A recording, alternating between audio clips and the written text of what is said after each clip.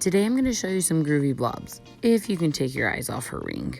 So first I put down like a majority of the area I'm covering with my brush, and then I take an art brush and I'm going to go in and perfect it.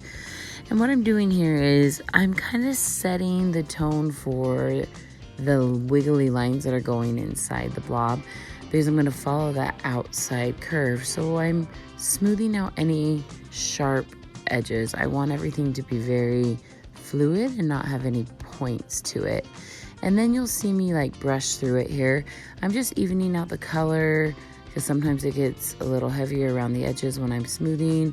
Just pulling everything really even. You can do this with your art brush. People forget that it will self-level when you do this, and it's kind of a nice little trick to get things moving for you. Same thing over here while that finger is curing in my LED lamp that's linked in my Instagram bio, or I'll put the big link below if you're joining on YouTube. I just sped this up a touch so you don't have to stay like your whole day with me today, even though I would love that.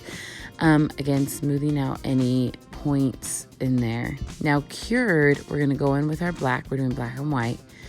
And I'm going to follow the curve of that outer edge. Often I find it's easier to break these lines up when you're doing this curve, just because it's doing a whole bunch of different things. And then you can go through and smooth it out. So like for this second one, see, you gotta accentuate and follow the curve. You slowly lose the curve as you move towards the center. That's gonna be normal, or lose the wiggle to it all. But as much as you can preserve it as you're going here, the more interesting it will look as nail art on the nail. Now I'm running my brush through my art gel on my finger over and over, just so that it gets distributed on it and I don't have a just big blob on the end.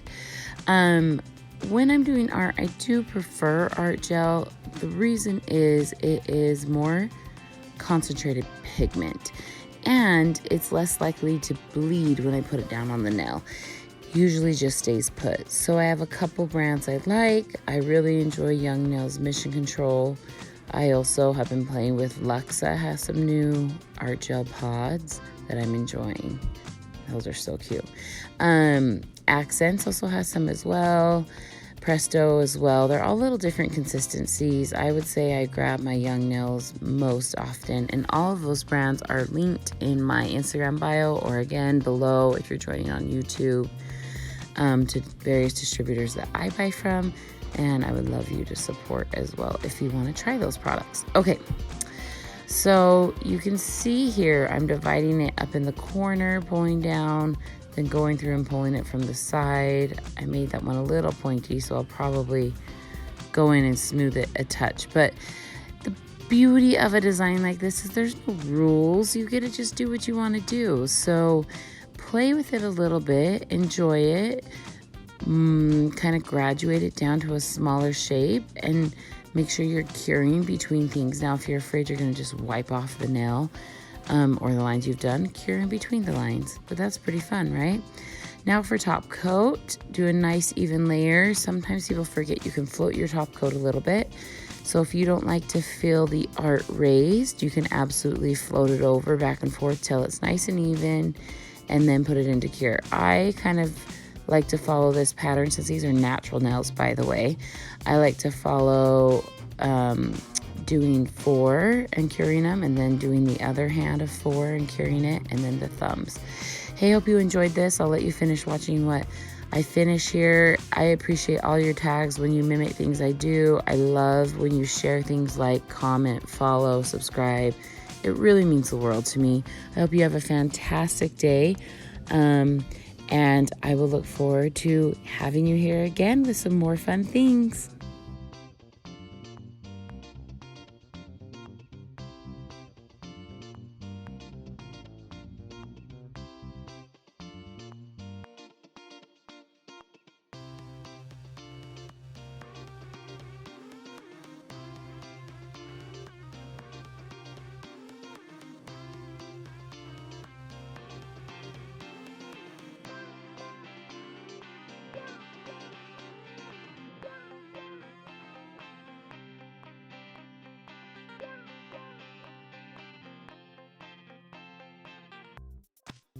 Yeah.